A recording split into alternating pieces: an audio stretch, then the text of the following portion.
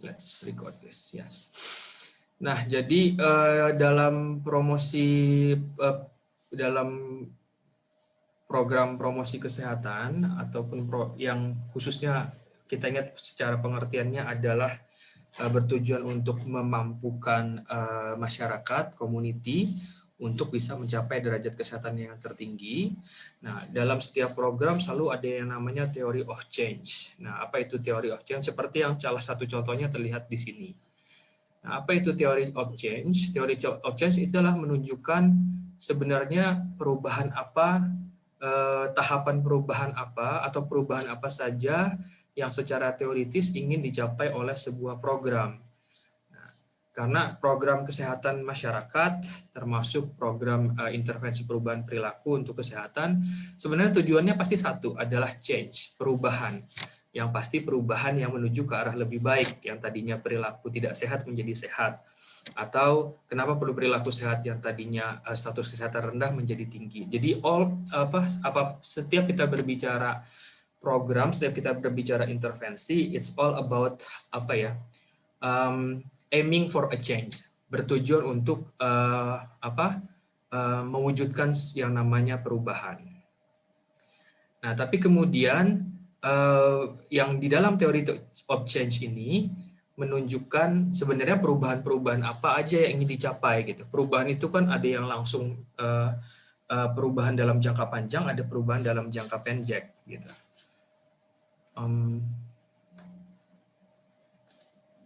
Nah, kalau dilihat nih salah satu contoh theory of change. Jadi sekali lagi adalah bagaimana secara teoritis ketika suatu program dilakukan, dia akan memunculkan perubahan-perubahan tertentu. Nah, kalau dilihat kita kemarin kan bicara masalah quality of life, kemudian health problem kalau nggak salah ya, atau di sini saya lupa. Nah, ini sebuah program yang bertujuan nih, kalau kita lihat nanti program goal, ada yang namanya program goal, adalah menurunkan beban gizi ganda pada remaja laki-laki maupun perempuan. Jadi menurunkan beban gizi ganda. Jadi ini adalah suatu frame yang menunjukkan sebuah program yang ingin mencapai program goalnya untuk menurunkan beban gizi ganda pada pada remaja laki-laki dan perempuan. Apa itu yang dimaksud beban gizi ganda? Mungkin ini banyak dibahas mata kuliah gizi kan, bahwa ketika kasus gizi kurang masih belum terselesaikan di Indonesia, termasuk seperti halnya banyak negara lainnya, kasus gizi lebih itu sudah semakin banyak juga gitu, sehingga itu yang disebut dengan double burden of malnutrition. Jadi ada bukan hanya masalah gizi kurang, tapi juga ada masalah di gizi lebih. Nah, untuk kemudian mencapai program goal ini, jadi dalam program ini dia juga punya communication goal gitu. Yang sama-sama sebenarnya goal besar, yang tujuannya kedua-duanya adalah untuk menunjukkan impact bahwa pada 2030 harapannya akan terjadinya peningkatan status kesehatan dan juga status gizi pada remaja perempuan dan laki-laki, pada remaja ya gitu. Jadi ada program goal, ada communication goal. Nah, untuk mencapai program goal ini yang namanya goal biasanya kan jangka panjang. Maka di breakdown kepada yang namanya outcome atau situasi-situasi, berbagai situasi untuk bisa tercapai suatu program, maka diperlukan diciptakan kondisi-kondisi yang memungkinkan untuk tercapainya tujuan program tersebut gitu. Nah, di sini dilihatkan bahwa ada panah di bawahnya, ada outcome 1 sampai dengan outcome 5 gitu.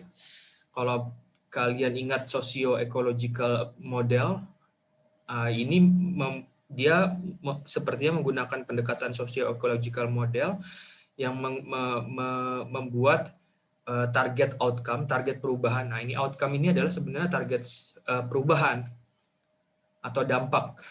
Impact, ada dampak pada tingkat individual, pada tingkat keluarga, pada tingkat komunitas, pada tingkat organisasional, dalam hal ini sekolah karena remaja, dan juga pada tingkat kebijakan.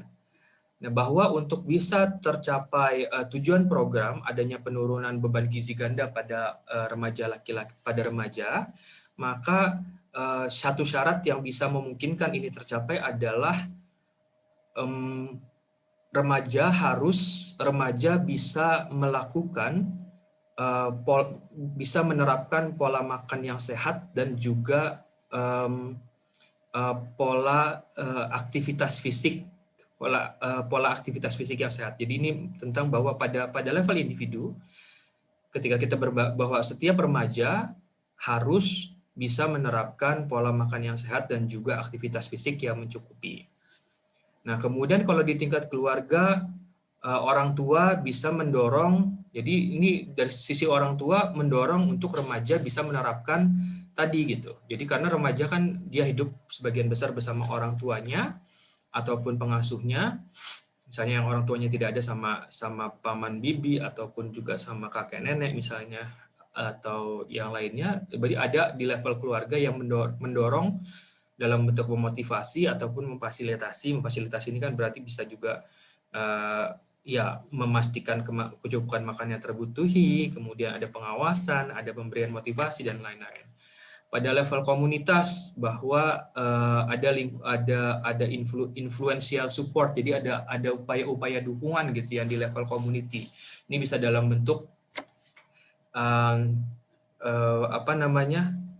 di level community kebiasaan makanan sehat dan beraktivitas fisik itu sudah ada gitu, sehingga ketika berada dalam lingkungan itu biasanya individu yang berada di lingkungan seperti itu dan termasuk remaja punya kemungkinan lebih besar untuk menerapkan hal yang sama gitu. Ya bayangannya kalau kita di lingkungan sekitar kita punya kebiasaan bahwa kebiasaan olahraga gitu. Jangan gampangnya kayak sekarang aja, begitu ada tren bersepeda gitu kan, ketika muncul tren biking, bersepeda, banyak orang yang kemudian mengikuti, entah alasannya adalah memang pengen sehat atau sekedar pengen merasa feel belong to the society, lebih merasa bahwa oh yang bersepeda kok keren-keren ya gitu, saya juga pengen keren, saya juga harus bersepeda. Nah, something like that itu adalah perubahan yang di community level. Kemudian school level atau di level organisasi, artinya semacam organisasi level di mana kebanyakan remaja itu berada. Nah, kalau remaja kan masih adalah di sekolah atau dalam hal ini juga di kampus, jadi di mana organisasi level ini memungkinkan biasanya ada membuat peraturan-peraturan yang in certain way bisa mengatur perilaku tertentu gitu, kayak ya kalau di sekolah apa sih biasanya harus masuk jam sekian, artinya membuat dia harus bangun jam tertentu, atau artinya dia harus sarapan pagi, things like that, yang kemudian ada habit-habit yang bisa diinisiasi dalam lingkup sekolah atau organisasi level. Kemudian kebijakan, kita sering membicarakan ini bagaimana perlu ada kebijakan yang mendukung untuk terjadinya pembentukan perilaku yang sehat. Dalam hal ini kalau dalam konteks double burden of malnutrition adalah healthy eating habit dan physical exercise tadi gitu ya. Nah, jadi saya mengawali dengan ini ingin melihat bagaimana mindset kita gitu. Jadi kalau nanti Anda jadi pengelola, jadi perencana program atau pelaksana, dalam setiap program yang baik dia harus punya theory of change-nya gitu. Jadi bukan cuma, nggak usah jauh-jauh deh, nanti kalian sekarang punya himpunan aktivitas HIMA ya. Tentu ketika melakukan berbagai rangkaian kegiatan dalam setahun kan harus jelas ini pada 1 tahun kita goalnya pengen ngapain sih, what are we going to achieve at the end gitu, dengan melakukan sekian rangkaian. Nah, jadi mulainya kan adalah apa yang ingin dicapai, supaya ini tercapai apa kondisi yang harus tercipta, kemudian supaya kondisi itu tercipta apa saja yang harus dilakukan gitu ya. Nah, ini baru masuk ke output. Output ini biasanya adalah hal-hal yang bisa diamati secara langsung begitu suatu aktivitas itu dilakukan gitu. Ini contohnya misalnya untuk pada outcome di individual level, di mana outcome-nya adalah remaja menerapkan pola makan yang sehat dan aktivitas fisik yang baik, maka salah satu output-nya adalah remaja mengetahui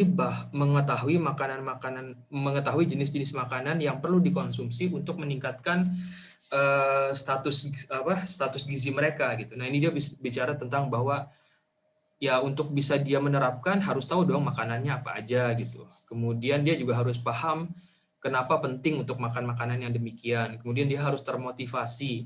Kemudian dia harus feel confident, artinya dia harus yakin bahwa dia percaya, maksudnya punya keyakinan bahwa pola konsumsi dan physical activity yang baik itu akan bermanfaat buat dia gitu. Kemudian ada discuss and promote healthy. Jadi salah satu outputnya adalah ketika isu tentang berbicara bahwa di antara sesama remaja terbiasa mendiskusikan atau membicarakan tentang pentingnya ini, maka kemungkinan untuk bisa remaja melakukan aktivitas yang diharapkan, dalam hal ini pola makan yang sehat dan physical exercise yang pas, itu lebih baik gitu. Maksudnya discuss and promote ini kan, nah jadi salah satu upaya kesehatan masyarakat kadang-kadang adalah encourage people to talk about it, to discuss about a certain kind of issue gitu. Karena ketika kita membicarakan itu, awareness-nya akan kemungkinan terbangun. Nah, ini salah satu contohnya adalah ya kalau misalnya di antara remaja, kalau sudah terinisiasi bahwa ada event-event yang mengajak remaja untuk berbicara tentang pentingnya pola hidup sehat untuk mereka dan bagaimana itu gitu. Jadi kesan importance-nya terbangun gitu. Apalagi kalau di level remaja kan keinginan untuk feeling accepted atau keinginan untuk menjadi bagian dari sesuatu itu sangat besar gitu. Nah, ketika lihat bahwa semua orang kok berbicara tentang makanan sehat gitu. Why everybody talk about this? This is really important. Nah, if this is really important, then it may be important for me too gitu kan, kayak gitu. Jadi itu salah satunya. Nah, jadi rangkaian output dari masing-masing output ini dari lihat panahnya adalah kalau ini berhasil terwujud, yang di kolom hijau ini berhasil terwujud, maka yang di warnanya apa sih ini? Di ungu ini menjadi besar kemungkinannya untuk berubah. Ingat lagi bahwa this is a theory of change, maka ini adalah perubahan yang diharapkan terjadi. Nah, bahwa ketika perubahan ini bisa dilakukan, maka perubahan yang di outcome ini menjadi mungkin, dan ini juga yang di atas goalnya akan menjadi mungkin, dan kemudian yang orange tentunya juga akan menjadi mungkin. Nah, pola theory of change ini menunjukkan bahwa if you change something di awal, kemudian what kind of change that probably will emerge akan muncul pada saat di tahap selanjutnya gitu. Jadi, nah kemudian bagaimana supaya change ini, perubahan yang domino ini kan kayak semacam domino efek ya, kayak kartu domino efek itu kayak kartu domino dijajarin, kemudian yang depannya didorong, dia akan jatuh berok gitu kan. Nah, jadi artinya kalau ini berhasil dilakukan, ini mungkin akan akan berhasil juga, ini akan berhasil juga, dan ini akan tercipta. Nah, to have all this change to happen, untuk bisa terjadi, maka perlu yang namanya aktivitas, ya kan? Nah, aktivitas itulah yang ada di bawah sini gitu. What kind of activities? There are activities yang kemudian harus dilakukan untuk bisa membuat output ini terjadi, sehingga outcome-nya bisa perubahan pada outcome terjadi, dan ada impact yang bisa didapatkan. Nah, contohnya apa? Ini ada banyak kan contoh-contoh aktivitas kayak membuat kompetisi sekolah yang inovatif, atau local entertainment educational platform via sosial media yang melibatkan orang muda atau remaja maksudnya tadi ya. Nah, kemudian juga mengembangkan messaging atau pengembangan pesan yang persuasif dan kreatif, dan juga interaktif, macam-macam di sini kan. Jadi ini dia mencontohkan bahwa kalau kamu ingin mencapai seperti ini, berharap ada perubahan output, pada perubahan outcome, dan pada perubahan goal ini, then you have to do you have to carry out all this kind of activities gitu kan. This is the activities that they recommend atau kemudian akan diaksentuasi di dalam program. Nah, kira-kira begitu. Saya ingin memulai sebelum masuk ke dalam need assessment dan how to create the objectives untuk bahwa nanti intervention mapping sebenarnya adalah step-step yang dibangun untuk creating ini gitu, bahwa menetapkan dulu goalnya, kemudian goal ini dalam arti perubahan besar yang ingin dicapai, perubahan akhir yang ingin dicapai, kemudian ditarik ke belakang untuk berubah, ini berubah, syaratnya apa dulu yang harus dirubah, kemudian sebelum yang prasyaratnya tadi berubah, apalagi mungkin ada hal lain yang perlu dirubah lagi. Nah, untuk merubah yang paling pertama itu aktivitasnya apa gitu. Nah, itu baru masuk dalam program biasanya. Ada pertanyaan sampai sini tentang theory of change? Jadi perlu diingat, theory of change bukanlah sejenis teori sama seperti yang mungkin sudah sering saya bahas ya, kayak teori perilaku, kayak reason actions, kemudian itu bukan. Jadi theory of change ini about apa ya? Jadi sebenarnya dia bukan sebuah spesifik teori, tapi karena theory of change ini biasanya digunakan pada banyak program. Setiap program pasti dia bilang this is our theory of change. Dan ini isinya bisa beda-beda, tapi yang pasti selalu ada dalam theory of change adalah the activities, the output, the outcome, and the program goal atau the goal atau impact. Nah, jadi isinya bisa beda-beda tergantung konteks programnya apa gitu ya. Nah, jadi international program, terutama yang dilakukan oleh international NGO atau badan PBB, ketika dia punya program, mereka pasti punya theory of change. Bagaimana program di pemerintahan Indonesia? I don't know, saya jarang bersentuhan, tapi harusnya mereka punya. Gitu. Nanti ini yang perlu ketika nanti kalian semester 3, benar nggak ya? Semester 3 ya? Betul Pak. Iya Pak, semester 3. Nanti semester 4 kalian akan PBL 1 kan ya? Nah, PBL 1 akan bersentuhan dengan orang dinas kesehatan atau orang puskesmas. Kalian bisa tanya ketika bertanya tentang satu program itu program gizi kok, program penanggulangan penyakit apa kan, kalau di puskesmas atau dinas adanya ada program penanggulangan malaria, program penanggulangan demam berdarah, and so on, tergantung daerahnya. Kamu bisa tanya, program ini theory of change-nya apa Pak, Bu, gitu. Nah, kira-kira untuk punya apa enggak gitu. Oke, sampai di sini ada pertanyaan sebelum masuk balik lagi ke intervention mapping. Sekali lagi ini adalah mindset yang ingin saya bangun buat kalian semua bahwa this is how we create a program untuk bisa punya goal dan kemudian merumuskan aktivitas. Just starting-nya adalah dari what kind of impact gitu. Nah, makanya kalau misalnya kamu bikin program di kegiatan kemahasiswaan, kemudian berpikirnya adalah mulai di aktivitas, nah itu mindset yang salah. Jadi programnya harus mulainya dari goal dulu gitu. Ini apa sih tujuan yang ingin dicapai gitu. Kalau kita bikin program baru kemudian di breakdown menjadi activities yang menuju pada satu tujuan yang sama. Gitu. Ada pertanyaan sampai sini atau ada komentar silahkan. Saya belum lihat raise hand, tapi kalau ada dan saya tidak lihat nanti silakan bersuara aja atau Reni boleh mempersilahkan.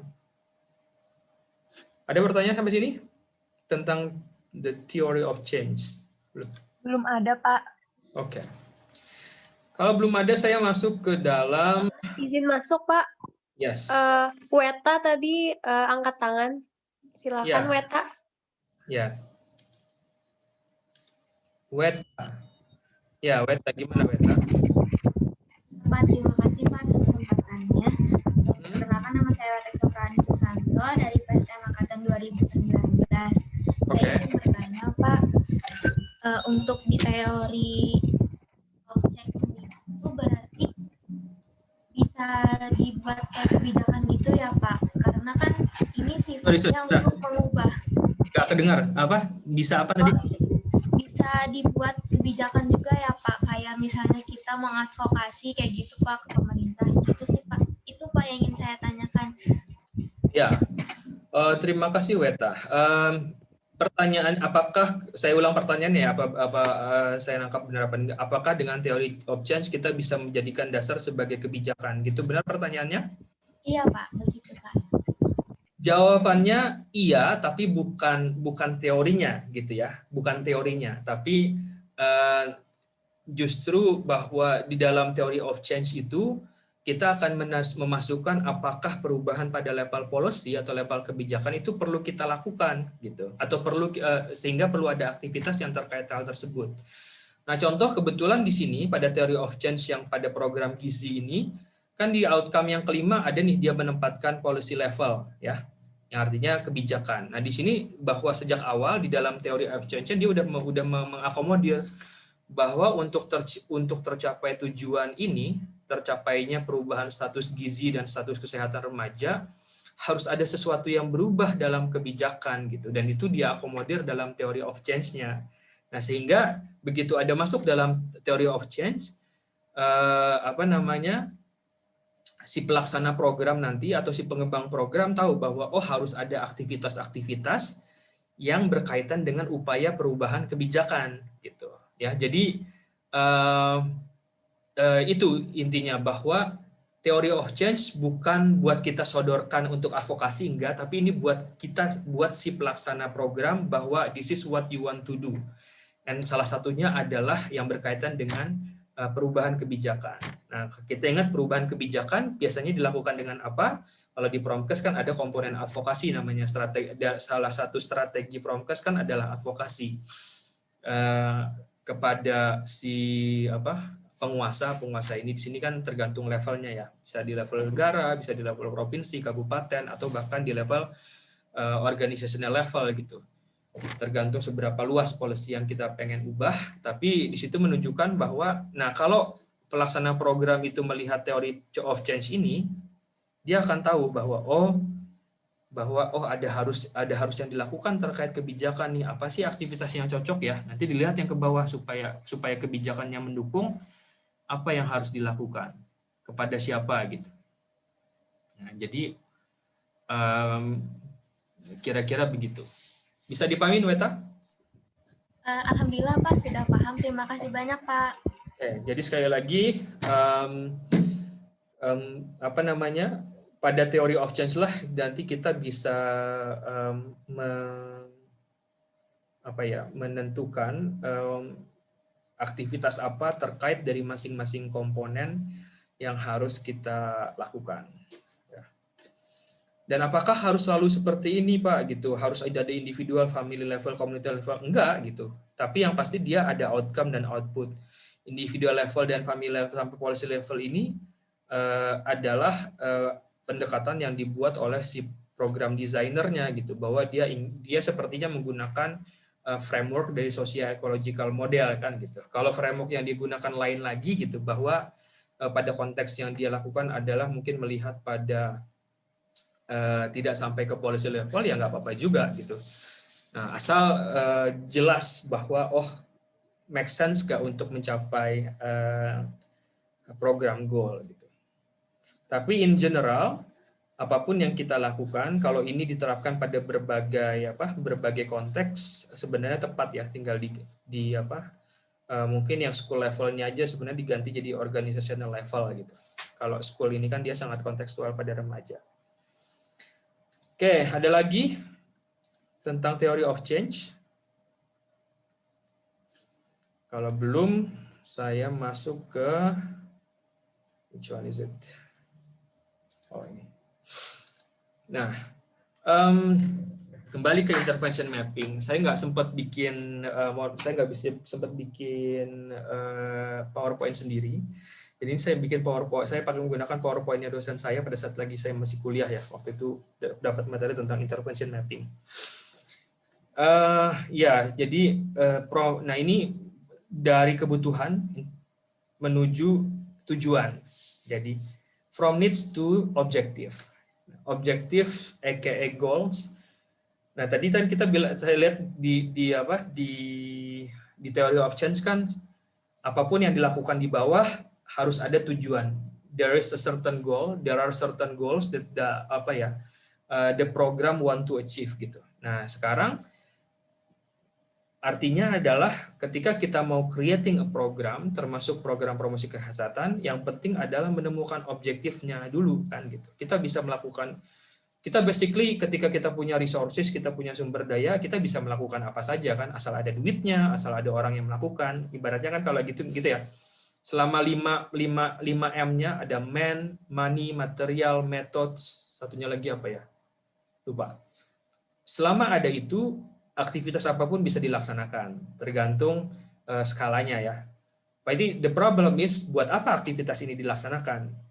Nah, kan buat mencapai suatu tujuan tadi, supaya ada perubahan, ada tujuan yang ingin dicapai, supaya perubahan itu terbentuk.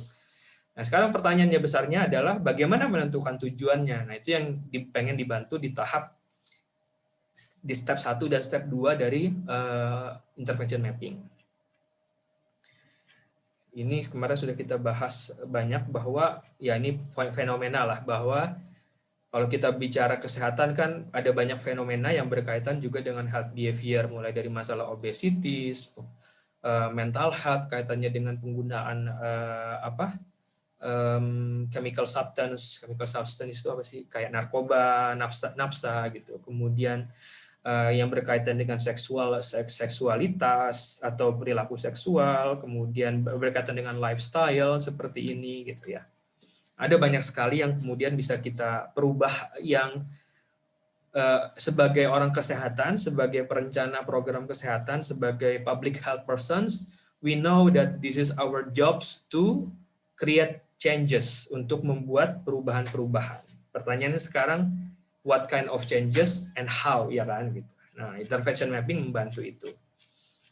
Saya mau langsung ke sini. Ini mengingatkan kembali, kemarin sudah pernah saya tunjukkan di pertemuan sebelumnya, bahwa intervention mapping ada 6 tahapan. Nah, pada dasarnya dia adalah sebuah pendekatan perencanaan yang berbasis ekological. Ekological itu kan kita hidup itu kan ada sebuah payung ekologi gitu ya, ekologi yang tadi bahwa dalam sebuah sistem, suatu sistem yang bergerak yang terdiri dari berbagai macam elemen yang memiliki peran dan fungsinya masing-masing yang saling berinteraksi. Nah, itu ecological kan gitu. Nah, intervention mapping adalah pendekatan perencanaan yang respect terhadap ecological di mana manusia itu berada. Nah, jadi dia tidak disebut teori ataupun disebut model gitu. Kenapa begitu? Pembahasan yang lain lagi bahwa ada tahap tertentu, ada situasi tertentu, sesuatu konsep itu akhirnya dibuat sebagai teori atau sebuah model. Itu lebih kepada seberapa universal ini digunakan, seberapa banyak itu dites secara saintifik gitu-gitu. Maka kadang-kadang orang menyebutnya sebagai teori atau sebagai model atau sebagai framework. Intervention mapping dia belum menyebut, setidaknya sampai sekarang. Jadi dia sebuah pendekatan yang untuk mengembangkan intervensi. Ingat, intervensi adalah untuk mewujudkan perubahan yang dia sifatnya teori and evidence informed.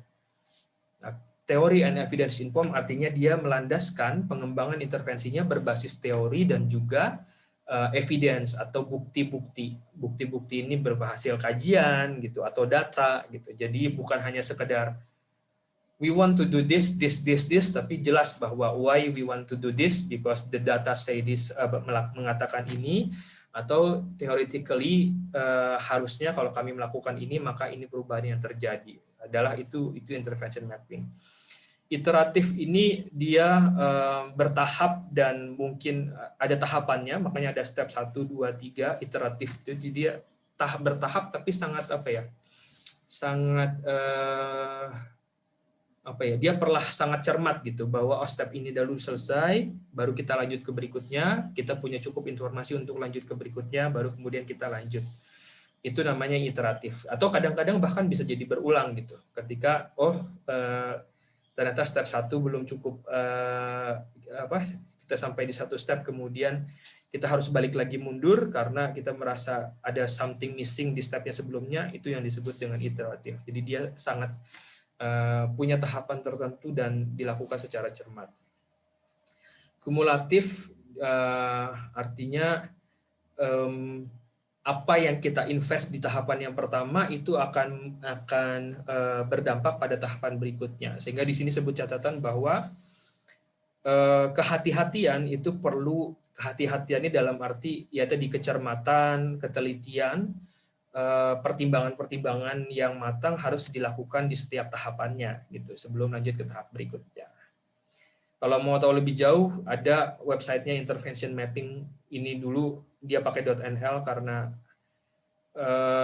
tim yang menggagas Intervention Mapping ini, penggagas bukunya namanya Gerhard Kork itu dari University of Maastricht di selatan Belanda. Makanya dia pakai Intervention Mapping.nl. NL itu Netherlands. Ya. Nah, proses inti dari intervention mapping, saya pikir kemarin juga sudah sempat saya sentuh sedikit, bahwa yang pertama ada tahapan untuk menentukan masalah sebagai pertanyaan. Ada pertanyaan apa sih yang ingin kita jawab untuk kemudian dikembangkan intervensi. Kemudian ada tahapan brainstorming atau membuat dugaan-dugaan berdasarkan pengetahuan kita saat ini gitu. Jadi dalam kehidupan sehari-hari kan biasanya kalau ada masalah sebelum merujuk pada sumber informasi yang lebih detail, kita biasanya kan menggunakan pemahaman kita saat ini untuk mencoba menganalisis atau mengeksplorasi kira-kira ini kenapa sih gitu.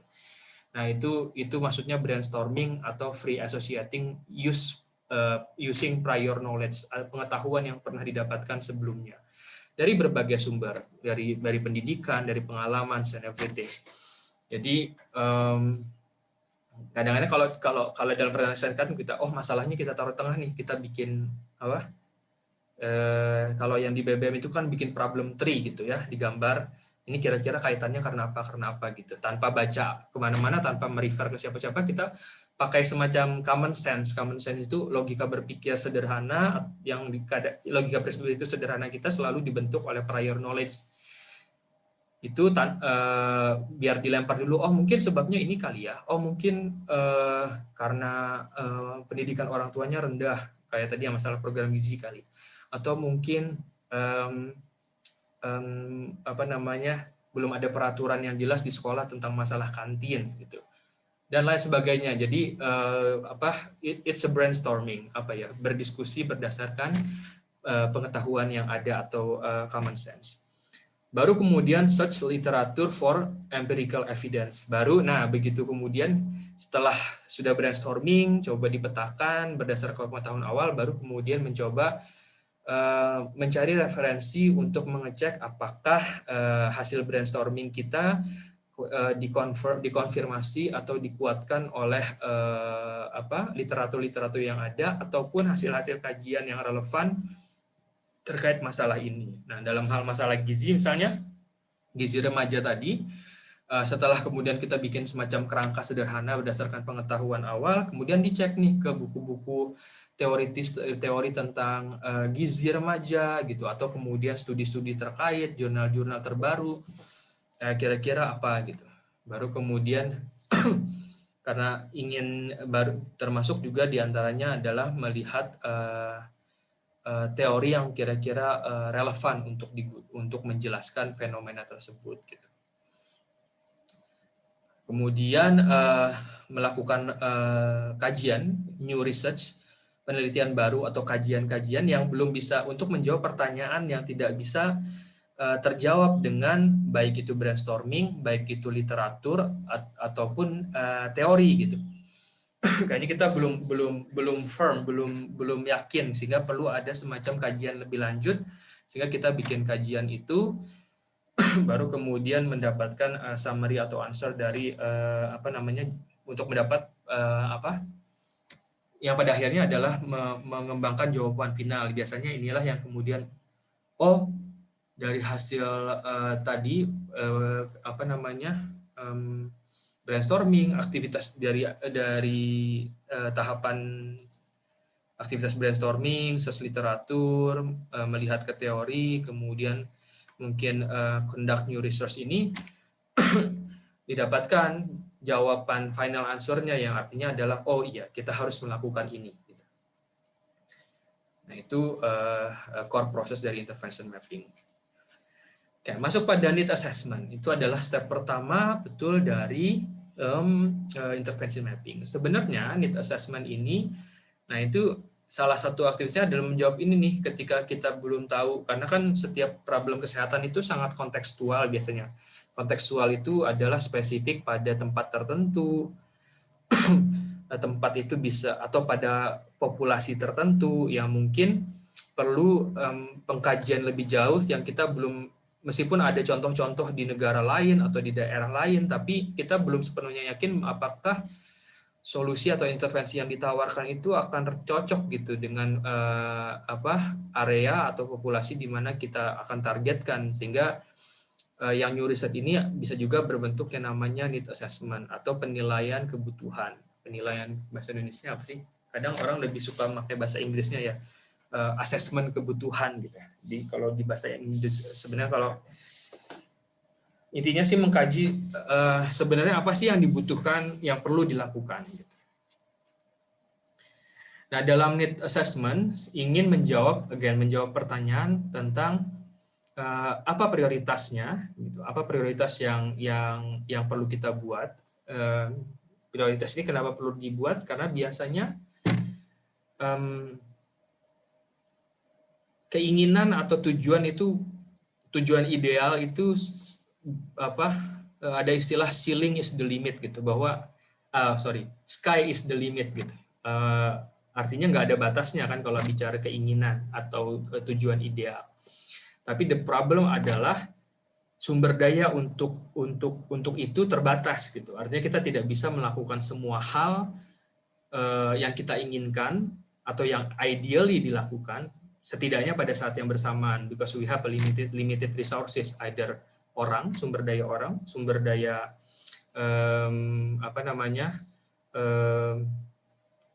daya uang tentunya, fasilitas, waktu gitu dan lain-lain. So we have limitation. We have limitations, so that we need to membuat prioritasisasi. Ya. Kemudian, nah ini tadi yang saya bilang berkali-kali, kita apa yang perlu kita ubah gitu. What kind of change that we are aiming gitu kan? Kita mau tujuan perubahan apa yang kita inginkan. Kemudian what are the most important group to target? Jadi dari ada nggak sih gitu? Apakah kita bicara tentang target ini adalah masyarakat secara luas atau ada specific population? Specific population ini bisa berdasarkan berbasis umur gitu. Nah tadi kalau yang program gizi kan dia clear bahwa adolescents atau remaja sekarang tinggal mengacu pada batasan remaja umurnya mana gitu kan ya. Ada yang bilang 15 sampai 24, ada yang bilang gitu. Jadi ya tentang program sendiri ingin mengetahui apakah ada spesifik grup yang ingin ditarget gitu dari masyarakat yang dilayani.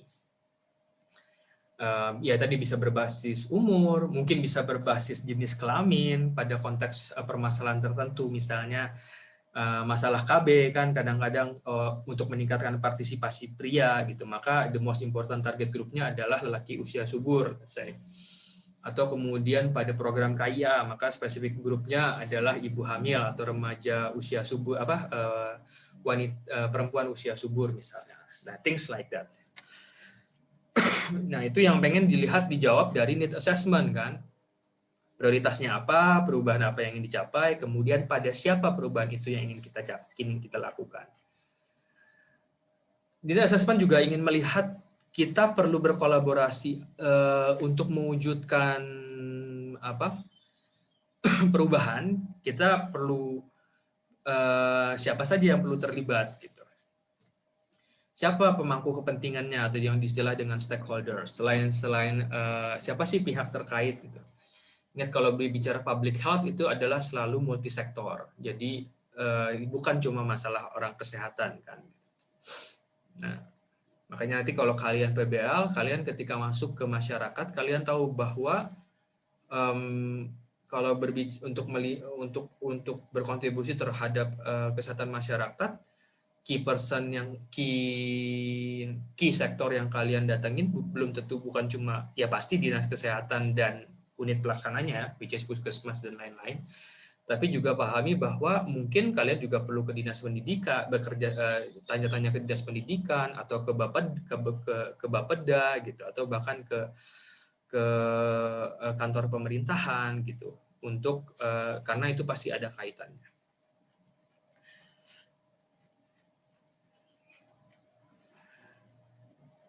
Nah, ini kemarin sempat kita bahas pada need assessment, banyak yang sering dilakukan adalah model PRECIST framework itu yang digunakan oleh Green.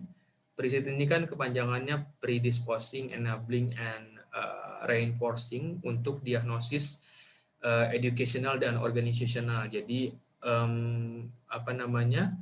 sederhananya adalah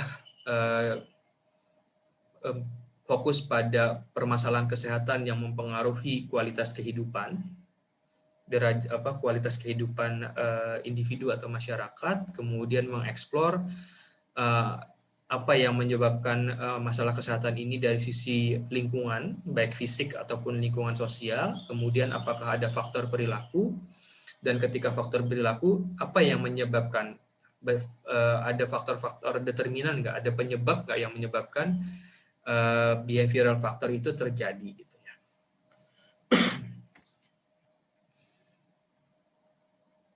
Need assessment tujuannya adalah building a logic model. Nah, logic model atau kadang-kadang disebut juga theory of change study gitu. Yang tadi saya tunjukkan di awal, yang untuk menunjukkan sebenarnya apa sih yang ingin kita rubah, kemudian apa yang harus dirubah sebelumnya untuk menyebabkan perubahan pada masalah tersebut. Kemudian di belakang, yang sebelumnya lagi, ke hilir lagi, kan ada hulu dan hilir ya. Hilir dulu apa hulu dulu? Hulu dulu ya.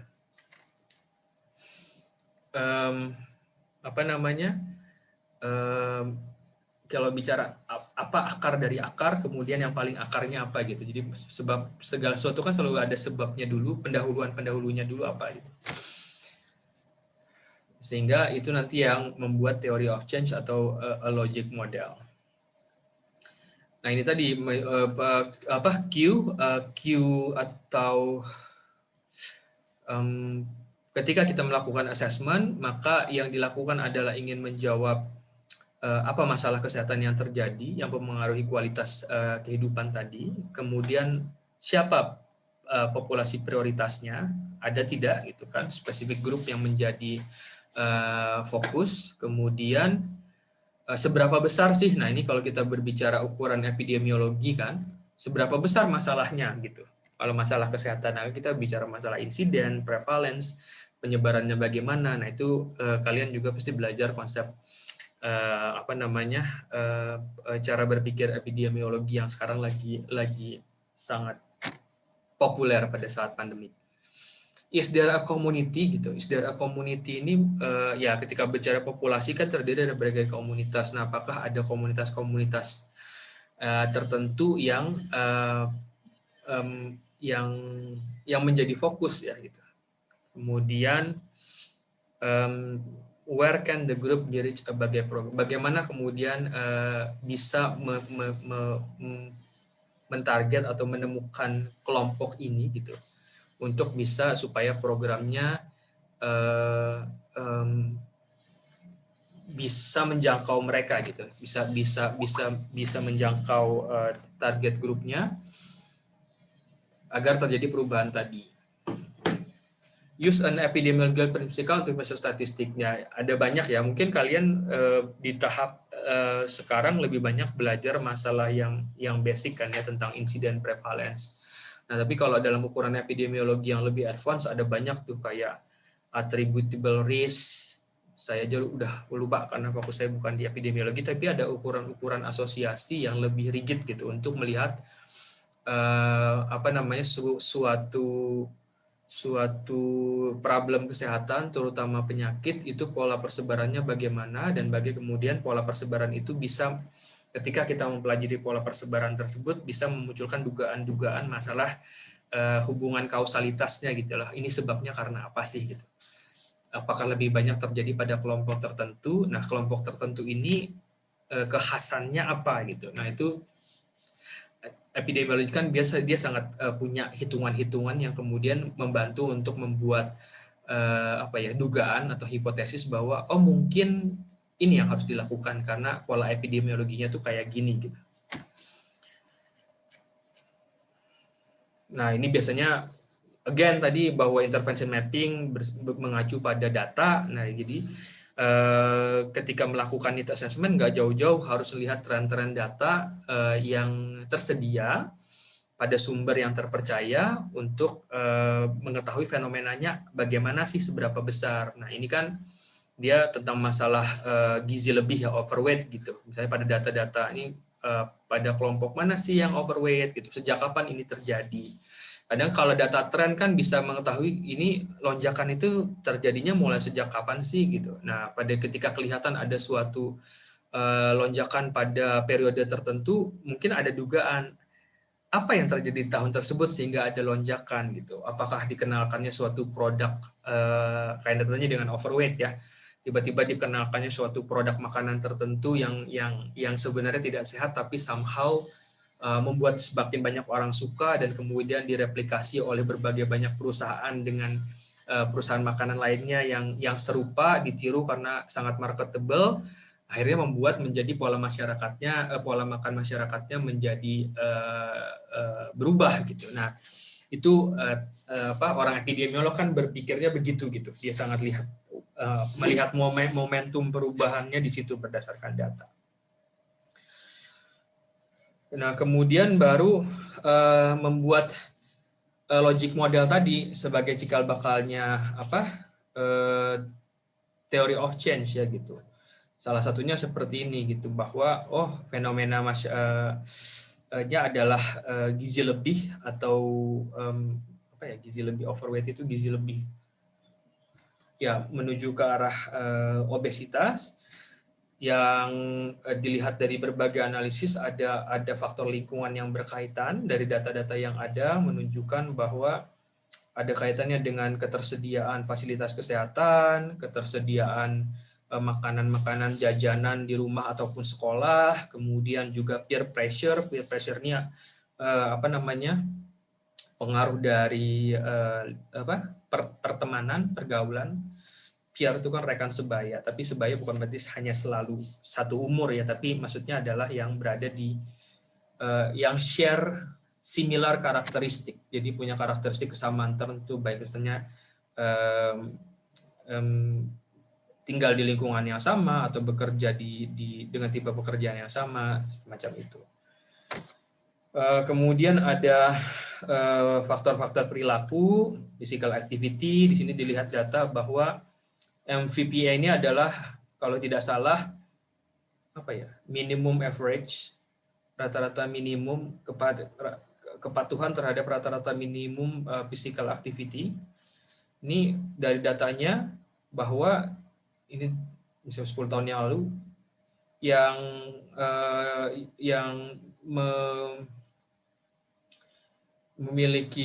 dianggap memiliki level aktivitas fisik yang sesuai, level minimum aktivitas fisik sesuai, itu hanya sekian persen gitu, 24, artinya 24%. Kemudian ada, dan ini gitu, dia kalau di Belanda mereka sangat suka melihat antara Dutch dan non Dutch gitu, karena ada stereotype atau karakteristik tertentu tentang Dutch people yang cenderung suka bersepeda dan sebagainya. Nah, di sini dilihat bahwa kalau dilihat ini kan 24%, artinya hanya 1 dari 4 orang Belanda pada masa itu yang memiliki aktivitas fisik sesuai dengan yang dianjurkan. Jadi dari setiap 4 orang hanya 1 gitu. Artinya kan bahwa ini ada problem di physical activity. Nah, dan itu dari sejak 2006 trennya nggak banyak berubah gitu, dari 23,9% kan dibulatkan 24%, 24,2 dibulatkan 24%. Jadi ya nggak ada perubahan, ya segitu-segitu aja gitu, terlepas mungkin dari upaya yang dilakukan, edukasi, promosi, whatever itu kayaknya nggak berubah. Nah yang aneh dari non-Dutch itu kok ada perubahan yang signifikan gitu, yang tadinya kurang dari cuma sekitar 7%, jadi lumayan signifikan dalam periode yang sama, jadi sekitar 18% gitu, ada kenaikan lebih dari 10%. Nah ini kira-kira kenapa ya gitu? Padahal yang orang Dutch dari dari tahun ke tahun, dari tahun berapa tahun sih, 2 tahun sebelumnya stagnan gitu. Nah kalau orang epidemiolog kan dia akan berpikirnya jauh gitu. Apakah non-Dutch, apakah karena non-Dutch ini kan artinya dia yang bukan asli Belanda tapi tinggal di Belanda, imigran, karena Belanda kan banyak diisi orang-orang, banyak imigran Turki, Maroko, kemudian juga orang-orang Karibia gitu, termasuk juga orang Indonesia. Kalau nggak salah populasi Indonesia itu imigran nomor 5 atau nomor berapa gitu terbanyak ya, lupa. Belum terlalu tahu. Atau mungkin yang ya ada apa nih dengan yang populasi non Dutch kok physical activity-nya kok jadi meskipun masih rendah juga tapi kok membaik gitu, what's going on gitu. Nah, padahal mereka tinggal di negara yang sama gitu. Apakah ada yang artinya di level policy yang sama. Nah, apakah mungkin ada perubahan di level community? Nah, kita nggak tahu. Nah, itu yang akan dieksplor kan dalam need assessment. Ada pertanyaan sampai sini? Saya kok capek ya. Ada pertanyaan sampai sini? Ada yang angkat tangan kah, Reni? Belum? Belum ada, Pak. Oke, nah kembali lagi, ingat, keep in mind bahwa yang kita inginkan adalah kita bisa mendapatkan program desain yang dilandasi dengan theory of change.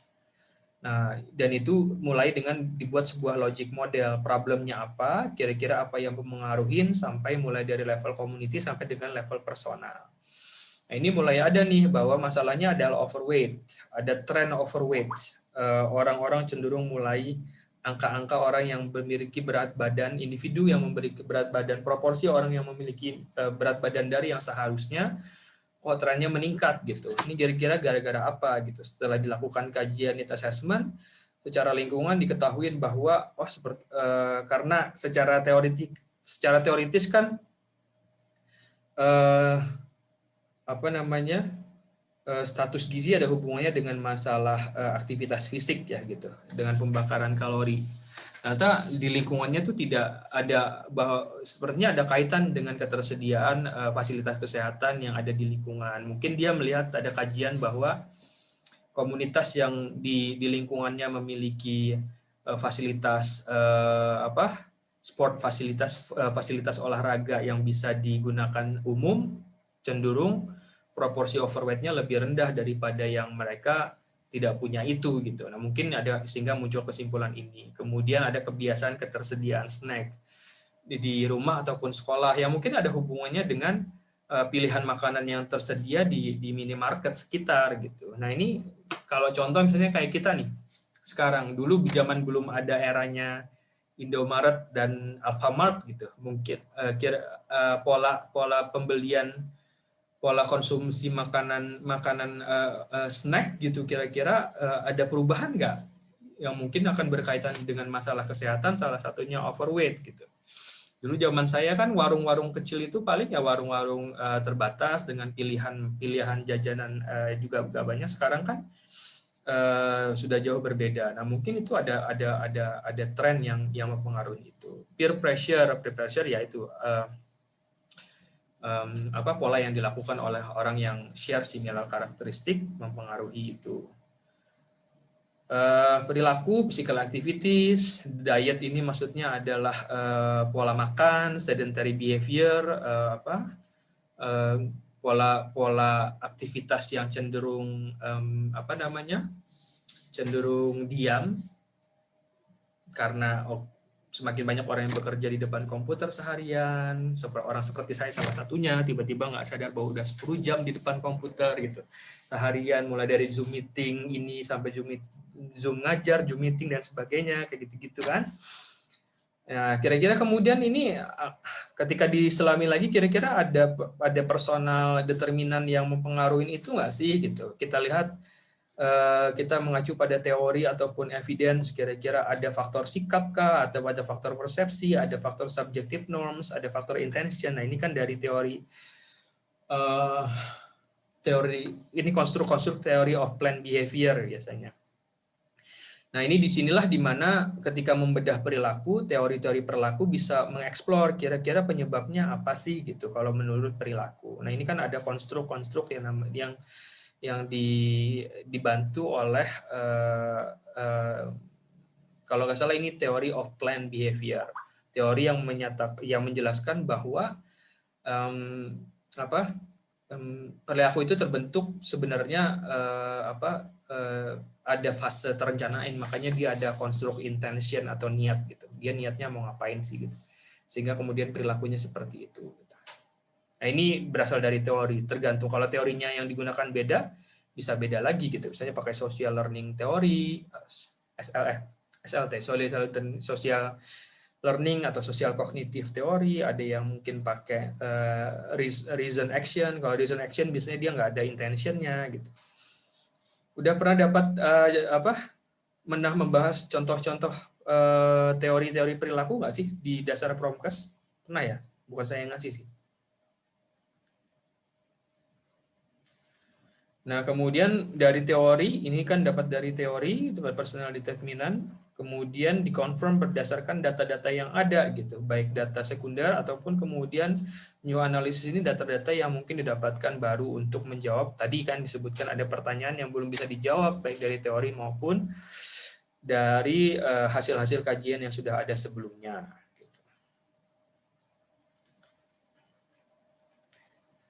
Nah, dari need assessment itu kemudian, ingat lagi, pada akhirnya bisa membantu merumuskan intervention goal atau bisa dibilang program goal. Tujuan besarnya ngapain sih? Gitu. Nanti kita mau ngapain ketika kita create program, kita mau ngapain sebenarnya. Nah, ini contohnya, di sini dibilang bahwa need assessment pada akhirnya akan mengarahkan pada sebuah intervention goal gitu, overall intervention goal, overall itu menyeluruh ya, dan bisa tadi ada teori of change yang saya contohkan kayak program goal, impact akhir yang ingin dibuat itu apa pada populasi tertentu. Nah, tadi contohnya kan teori of change-nya pada adolescents, girl and boys kan, ya pada remaja misalnya apa yang ingin diubah tadi adalah status nutritional status kan, seberapa besar. Nah, itu perlu akan membantu kalau ada angka yang menjadi, karena ingat kita pengen melakukan perubahan.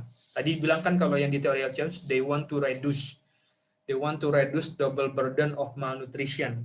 Ketika kita bilang reduce, improve, itu kan artinya perubahan dari yang apa menjadi apa. Nah, tentunya kita harus bilang sebelumnya berapa, kemudian target kita berapa. Makanya dia bilang how much. And by what period of time. Nah, yang namanya goal kan harus punya time frame ya. Sebenarnya ini mau dicapainya kapan sih? Apakah terus-terusan mau dilakukan terus-terusan? Kan enggak. Ini semacam janji, oh kita harus bisa mewujudkannya dalam waktu 10 tahun ke depan misalnya. Nah, kayak kemarin saya baru dari lapangan ke Kabupaten Tanah Laut untuk mendokumentasikan penyebab-penyebab yang menjadi hambatan buat beberapa kabupaten di Indonesia untuk bisa mencapai target eliminasi malaria. Program malaria itu punya target untuk mengeliminasi, artinya Indonesia sudah tidak boleh lagi ada malaria pada tahun 2024 atau 2030 ya, saya lupa.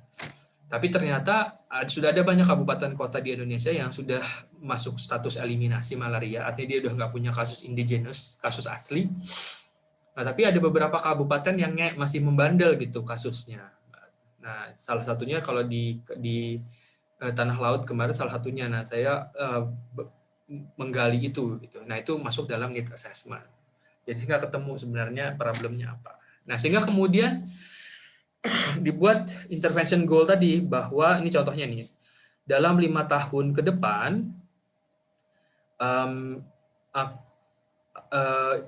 intervensi untuk meningkatkan physical activity dan penurunan konsumsi kalori,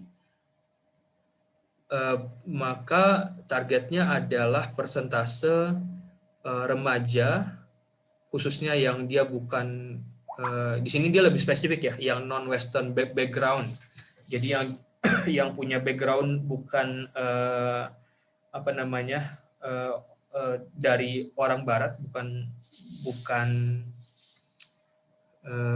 mungkin problemnya lebih banyak yang di non-Western background, sehingga diharapkan ada penurunan dari 30% menuju 20%.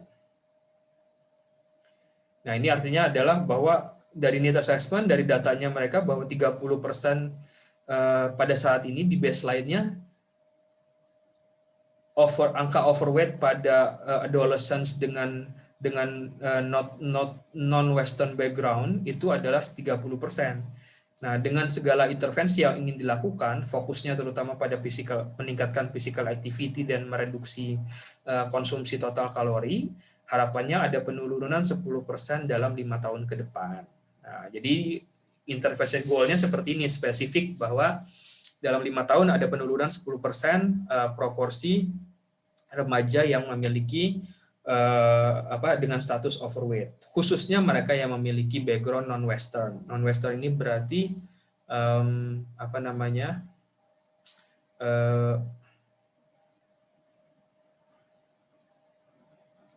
non-Western berarti selain Western kan ya, mungkin dia ada background dari Asia atau background dari Afrika gitu, tapi dia tinggal di Belanda mungkin. Ada pertanyaan sampai sini? Nah, itu need assessment tadi. Sekali lagi, kita sampai di situ kita menyelesaikan hasil dari need assessment adalah intervention goal atau program goal. Artinya goal tujuan besar yang ingin dicapai dari program itu dalam periode waktu tertentu. Nah, tujuan besar itu biasanya tidak dicapai untuk dalam waktu 1 tahun, 2 tahun, tapi dia pakai setup mulai mid term sampai dengan longer term. Biasanya tujuan 5 tahunan, 10 tahunan gitu. Makanya kalau pernah dengar kan dulu mulai dari MDGs, Millennium Development Goals, kemudian sekarang SDGs, Sustainable Development Goals, kan pakai ada angkanya tuh by kapan gitu. Banyak yang dipakai kan pada SDGs kan by 2030 gitu ya. Nah, gitu. Pertanyaan sampai di sini tentang need assessment. Kok saya capek ya? Bisa gantian nggak? Masih ada waktukah kita, Reni? Sudah berapa menit? Waktunya sampai 15.40, Pak. Oke, sekarang 15.17. Oke, kita lanjut. Ada pertanyaan dulu?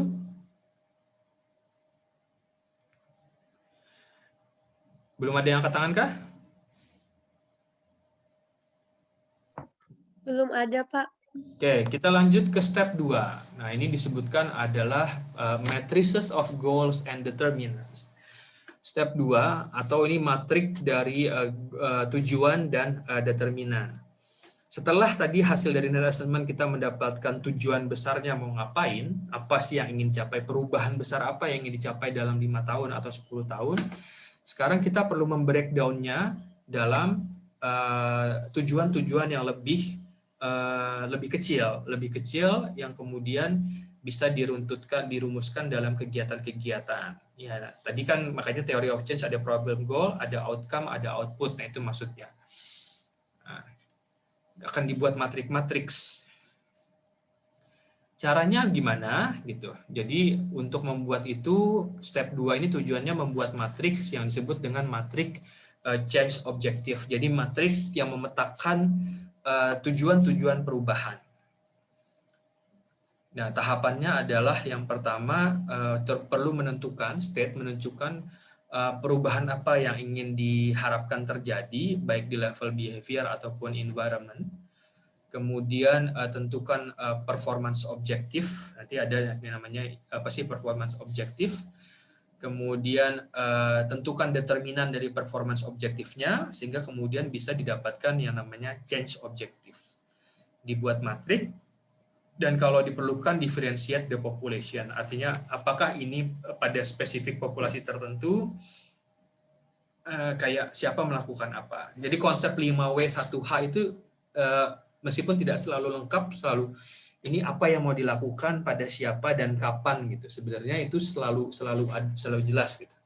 Nah, tadi kalau kita kembali ingat theory of change, dia kan ada pada individual level bahwa si adolescent, si remajanya langsung, kemudian ada family level. Nah, ketika family level maka tujuannya adalah si orang tua, meskipun tujuan akhirnya adalah perubahan perilaku perubahan status gizi pada remaja, tapi ternyata orang tua juga menjadi sasaran intervensi gitu. Nah, ini maksudnya differentiate the populations. Nah, ini tahapannya dulu, nanti akan kelihatan bagaimana. Nah, sehingga nanti akan menghasilkan ini nih. Nah, ingat mirip kan dengan apa ya tadi theory of change, di sini goal-nya. Kemudian ada outcome 1, 2, 3, baru kemudian ada tadi kalau di theory of change itu kan output. Nah, ini yang disebut dengan change objective. Nah, untuk change objective baru di bawahnya ini adalah activity. Aktivitas apa sih untuk bisa kemudian tujuan. Nah, kalau misalnya kalian kalau sebagai mahasiswa sudah mulai sering bikin kerangka acuan kegiatan atau TOR, term of reference, biasanya kan sering pakai tuh. Tujuan umum kegiatan ini adalah bla bla bla bla, dan tujuan khususnya adalah 1, tujuan khusus 2, tujuan khusus 3. Nah, itu konsepnya sama. Bahwa yang artinya kalau tujuan khusus 1, 2, 3, 4, 5 itu dilakukan, maka tujuan umumnya akan tercapai. Nah, ketika tujuan umum tercapai, maka dia akan berkontribusi terhadap impact yang lebih besar. Kan gitu. Nah, sekarang bagaimana? Nah, ini yang disebut matriksnya tadi. Jadi kita tentukan performance objektifnya apa, kemudian apa yang menjadi penentu dari determinannya, baru nanti di sini bisa dilihat change objektif. Jadi di sini performance objektif, sini determinan, di sini change objektif. Gimana sih? Langsung ke contoh aja ya, biar cepat. Ini anaknya pakai yang mana ya? Ada beberapa contoh.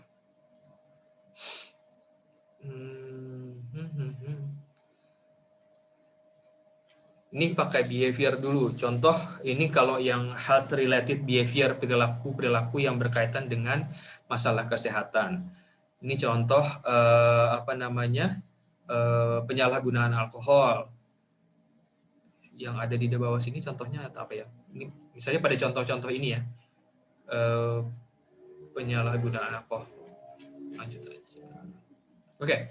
Apa sih yang disebut dengan performance objektif? Nah, breakdown complex health promoting behavior into component part, performance objective. Ada istilah baru yang dikenalkan adalah health promoting behavior. Nah, jadi kalau dalam promosi kesehatan, pada akhirnya kan yang ingin diciptakan tadi bahwa problem kesehatan kita selalu percaya bahwa ada yang diakibatkan, kalau kita bagi dua secara garis besar, ada permasalahan environmental, ada masalah behaviors. Nah, ketika masalah behaviors, kita selalu mau bahwa behavior yang dilakukan oleh individu, community, dan juga populasi pada akhirnya adalah idealnya semua orang harus harus menerapkan health promoting behavior. Apa itu health promoting behavior? Adalah perilaku yang bisa meningkatkan derajat kesehatannya, membawa kesehatannya lebih baik gitu. Tidak merokok, memiliki aktivitas fisik yang teratur minimal 30 menit sehari, tidur cukup, jauh dari stres. Nah, itu hal-hal itu kan health promoting behavior gitu. Jadi nah, kemudian performance objektif adalah an observable subset of the health promoting behavior. Observable itu adalah tipe health promoting behavior yang bisa diukur gitu. Kita bisa lihat bahwa kalau kita pengen ubah kan kita juga harus bisa ukur benar-benar terwujud apa tidak gitu ya. Artinya bisa di-observe. Observe ini kan diukur. Kalau masih absurd nanti bisa kelihatan lebih pada contohnya. Nah, proses intinya untuk merumuskan performance objektif adalah, again, formulate equations. Buat pertanyaan. Contohnya, pertanyaan generalnya adalah apa sih yang harus dilakukan oleh orang? Apa sih yang seseorang atau populasi harus lakukan untuk bisa menerapkan perilaku kesehatan? Kemudian apa sih yang harus dilakukan supaya ada perubahan kondisi lingkungan di mana seseorang tersebut atau komunitas tersebut berada bisa menjadi lebih kondusif untuk terjadinya perubahan perilaku, misalnya perilaku sehat. Kemudian create a professionalist of performance objective. Ada logical sequence nggak of the step? Jadi kita kan kayak dari theory of change tadi kan ada semacam ada banyak sekali ya. Nah, pertanyaannya ada urutan tertentu nggak yang harus kita ikutin? Ada apa dulu, baru apa yang kita ubah dulu, kemudian selanjutnya apa nggak gitu. Nah, ada logical sequence. Logical sequence itu yaitu ada urutan tertentukah yang menentukan untuk perubahan itu bisa terjadi. Contohnya apa ya? Misalnya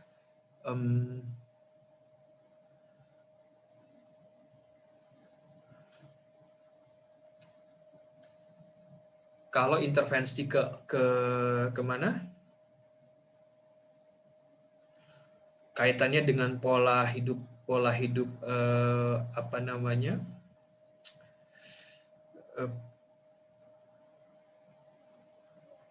perilaku memakan pola makan yang sehat ingin diciptakan, salah satunya buat remaja dan kadang-kadang banyak berada di sekolah, remaja usia sekolah misalnya. Salah satu periode di mana mereka banyak makan atau membeli makanan adalah di sekolah kan gitu. Nah, supaya kemudian sekolah juga menjadi, dan itu masuk aspek environmental kan. Nah, kemungkinan besar untuk mereka bisa memakan makanan sehat adalah kalau kantin sekolahnya juga dalam kondisi yang mendukung untuk itu, hanya menjual makanan-makanan yang sehat gitu. Nah, sekarang supaya itu terjadi, apa sih yang harus dilakukan gitu?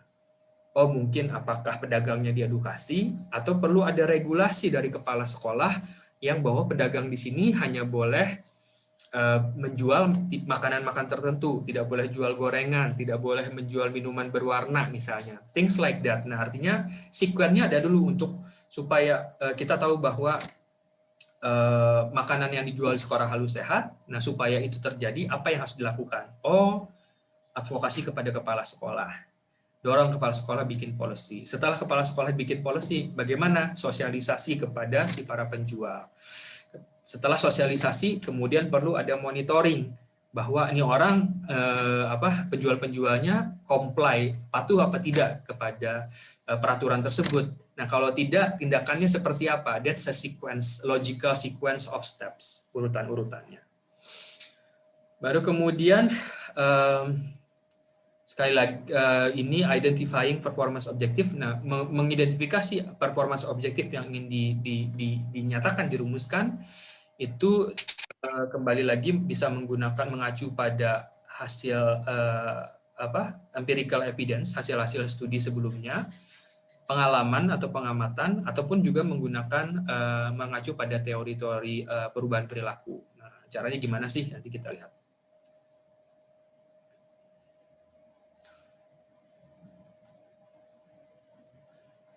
Nah, ini salah satu contoh bentuk-bentuk performance objektif, pernyataan yang bisa disebut dengan performance objektif pada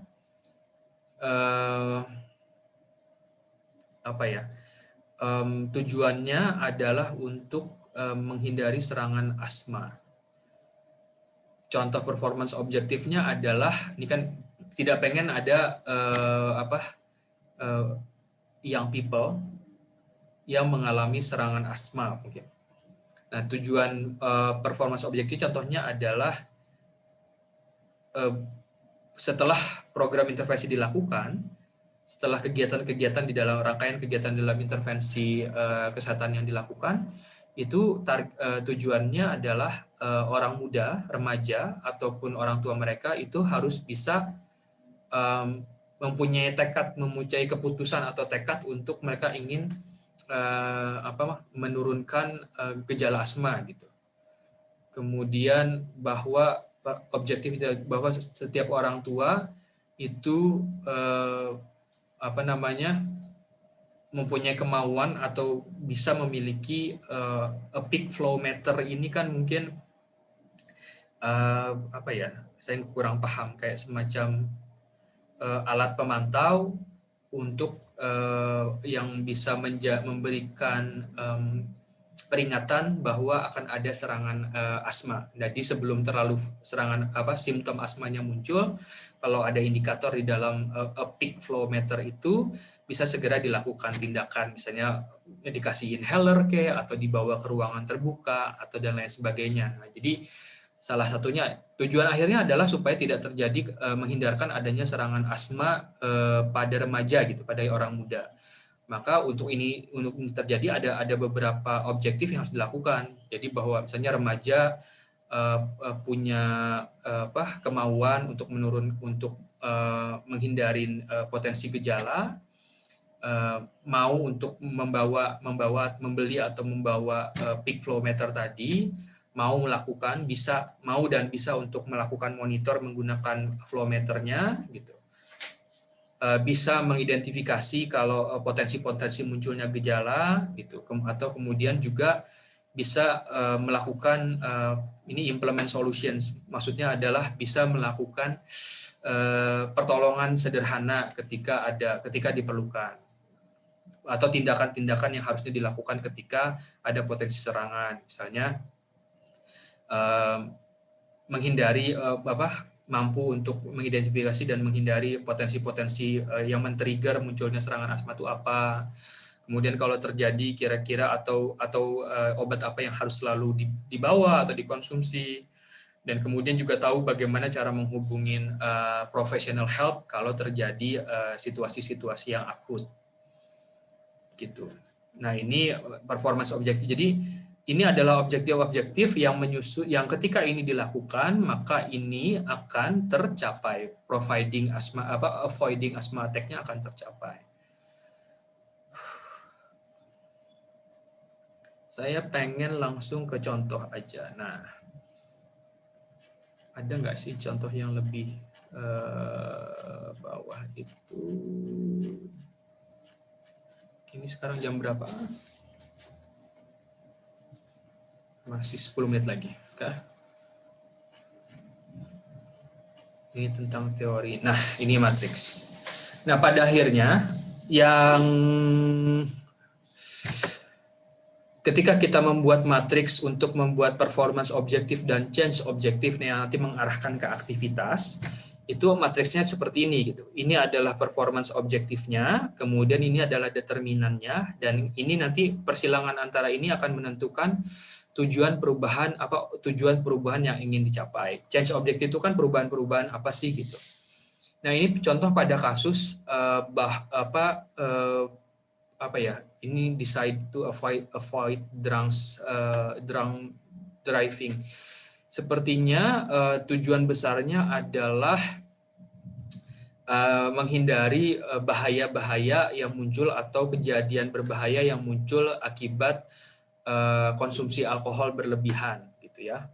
Nah, sehingga apa sih yang harus dulu perubahan-perubahan yang diinginkan yang nanti mengarahkan pada tindakan yang harus dilakukan dalam intervensi supaya hal-hal yang besar tadi tidak ada lagi kecelakaan karena alkohol drinking seperti itu terjadi gitu. Nah, hal pertama performance objektifnya adalah bahwa remaja atau mereka memutuskan untuk ada tekad untuk ada kemauan untuk tidak menyetir pada saat dalam pengaruh alkohol misalnya. Kemudian apalagi ya? Ada nggak contoh sini? Nggak ada ya. Contohnya kurang ini, nanti mungkin di pertemuan berikutnya saya bisa visit lagi ini tentang bagaimana contoh yang lebih clear Tapi di sebelah sini adalah performance objektif, kemudian di sini adalah determinan. Nah, dapat di mana? Ini kan contohnya adalah sikap determinan, kemudian sebagai determinan 1, determinan 2, ini berasal bisa menuju pada hasil kajian ataupun teori. Attitude ini kan adalah salah satu konstruk yang ada di dalam salah satu teori. Contohnya di sini. Nah, dia pakai teori of planned behavior. Menurut teori planned behavior, bahwa seseorang melakukan perilaku tertentu adalah karena faktor-faktor ini. Oh, mungkin karena dia ada niat memang melakukannya. Niat melakukan ini muncul karena ada sikap terhadap perilaku tersebut. Misalnya alkohol, perilaku konsumsi alkohol berlebihan gitu. Dia sikap itu kan artinya adalah masalah agreeing atau tidak, belum tentu melakukan, tapi dia oke dengan itu. Biasanya permisif istilahnya. Jadi sikap terhadap alkohol ya oke, maksudnya buat mereka itu sesuatu yang wajar gitu. Sikap itu kan biasanya masalah menganggap itu wajar atau tidak gitu ya. Nah, itu sikap. Nah ini adalah determinan yang dilihat dari theory of planned behavior untuk kemudian salah satu aspek sikap itu mempengaruhi perilaku. Nah, sekarang apa yang harus kita rubah gitu? Kita rubah gitu. Jadi perubahan yang diharapkan adalah kita pengen bahwa perilaku menyetir pada saat dalam kondisi mabuk itu tidak dilakukan. Supaya itu tidak dilakukan, maka untuk mengintervensi sikap adalah bagaimana caranya. Ini change objektif ya, yang di dalam matriks ini. Change objektifnya adalah muncul semacam sikap atau pendirian bahwa kalau tahu akan kalau tahu baik dia ataupun orang lain, dia tidak akan setuju kalau dia ataupun orang lain yang tahu bahwa akan nyetir, akan mengendari kendaraan, pasti tidak boleh minum gitu. Jadi ada semacam persetujuan atau mengopini dalam dirinya, mengopinikan bahwa kalau kamu akan nyetir ya kamu nggak boleh minum minuman beralkohol sebelumnya gitu ya, karena kamu nanti perlu konsentrasi sebagainya untuk itu. Jadi ada disapproval, ketidakpersetujuan, sikap tidak mendukung. Nah, itu yang pengen dibentuk gitu, karena kita mengacunya pada aspek attitude. Jadi kemudian atau juga attitude juga berkaitan dengan ingin membentuk pendapat bahwa nggak harus minum minuman alkohol kok, minuman non alkohol juga rasanya enak gitu ya, maksudnya. Dan dalam konteks party boleh tetap party, tapi nggak usah minum beralkohol, tapi tetap bisa fun gitu. Kenapa saya nggak minum beralkohol? Ya mungkin kalau orang yang beragama, karena ini salah satunya adalah attitude itu bisa dipengaruhi karena masalah religion kan. Ini karena contohnya adalah dari konteks Belanda, bahwa ya party oke, tetap bisa fun, tapi nggak minum yang beralkohol karena pulangnya bawa mobil gitu, atau naik motor, something like that. Nah, ini kalau misalnya attitude. Nah, selanjutnya yang determinin 2 bisa aja kalau tadi adalah subjective norm atau perceived behavior control kalau masih pakai ini, atau kemudian mengacu pada evidence bahwa ada tentang masalah knowledge atau masalah peer pressure. Ini kemudian change objektifnya apa gitu. Inilah nanti kemudian yang kalau dalam theory of change di sini adalah outcome. Nah, ini adalah output yang ingin ditentukan, yang akan menggiring kita pada mengidentifikasi aktivitas-aktivitas intervensi yang ingin dilakukan dalam sebuah program intervensi. Seingat saya punya contoh yang lebih mendekati konteks kalian. Ini kan mungkin agak absurd karena contohnya alcohol drinking yang saya tahu sebagian besar dari kalian atau mungkin bahkan semuanya belum pernah apa ya, tidak merasa relate gitu, karena alcohol consumption kan tidak umum di kita ya gitu. Sementara kalau di negara barat kan ketika kamu umur 18 tahun, kalau Eropa 18 tahun, tapi kalau Amerika 21 tahun, itu 21 tahun semua nikahnya, itu udah boleh minum alkohol adalah legal gitu. Kalau di Indonesia kan banyak pengaruhi oleh masalah religion, bahwa ya semua orang tidak boleh minum alkohol gitu. Sehingga mungkin contohnya jadi terasa agak absurd. Mudah-mudahan di pertemuan berikutnya saya bisa kasih contoh yang lebih lagi untuk bisa revisit ini, sehingga bisa lebih paham. Waktunya habis ya, Reni. Kira-kira itu yang saya bisa sampaikan sampai dengan pembuatan step change objective. Ada pertanyaankah sebelum waktunya habis ya? Ada yang bertanya, Pak? Iya. Nurul Fitri, silahkan. Ya, silahkan, Nurul Fitri. Sebelumnya, perkenalkan Pak, nama saya Nurul Fitri Handayani. Izin bertanya mengenai theory of change dan apa yang terjadi saat ini mengenai peningkatan COVID-19 di Indonesia. Jadi, theory of change ini kan digunakan untuk melakukan perubahan yang lebih baik secara teoritis. Di Indonesia pun sudah menetapkan berbagai macam kebijakan seperti social distancing dan pemakaian masker. Namun, peningkatan COVID-19 selalu menambah setiap harinya. Jadi menurut Bapak, apakah yang harus diperbaiki agar program goals di Indonesia dapat tercapai, yaitu menekan penyebaran COVID-19? Sekian dari saya, terima kasih Pak. Oke, ya, pertanyaan yang bagus. Nah, kalau berbicara, saya tunjukkan lagi theory of change ya. Nah, sebenarnya kan kalau bicara theory of change dalam konteks COVID-19, program goal-nya pasti adalah tidak ada, kalau di sini program goal-nya adalah tidak ada lagi penularan atau tidak adanya lagi muncul kasus baru COVID-19 di Indonesia. Kan gitu ya, di sini program goal-nya. Nah, sekarang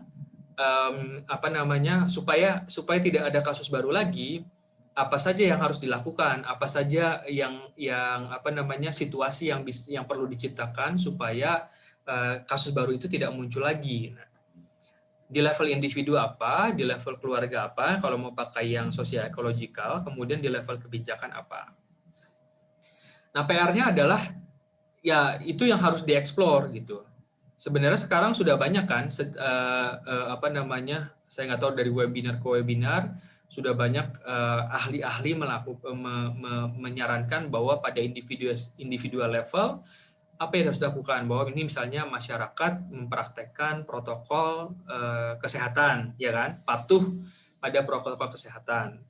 Nah, untuk dia bisa patuh pada protokol kesehatan pada individual level, apa yang harus diubah gitu? Oh, dia patuh jika dia paham, dia patuh jika dia tahu apa konsekuensinya kalau dia tidak patuh. Kemudian dia patuh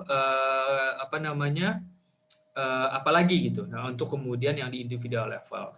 Baru yang di bagian-bagian lainnya. Jadi mungkin saya tidak bisa menjawab sepenuhnya, tapi intinya adalah pada fenomena COVID-19 pun ketika tujuannya adalah tidak ada munculnya kasus baru, dan kalian ingin atau kita ingin mengembangkan program menuju ke situ, membuat theory of change dengan tadi mengikuti step-step need assessment dan pengembangan materi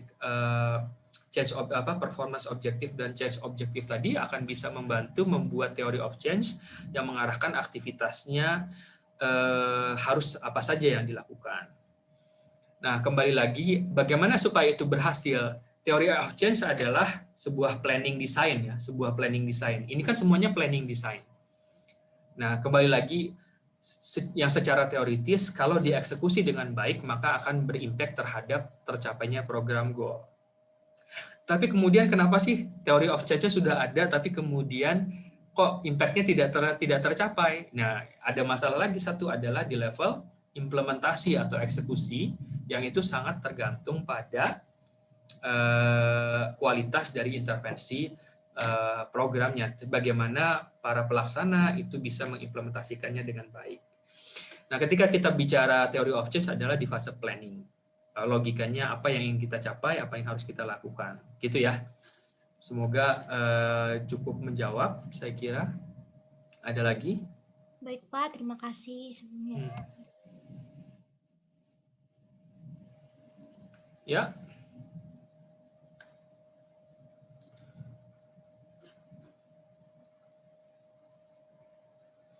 Saya pikir waktunya sudah habis ya Reni ya. Betul ya? Karena waktunya Iya, Pak. habis, saya stop recordingnya.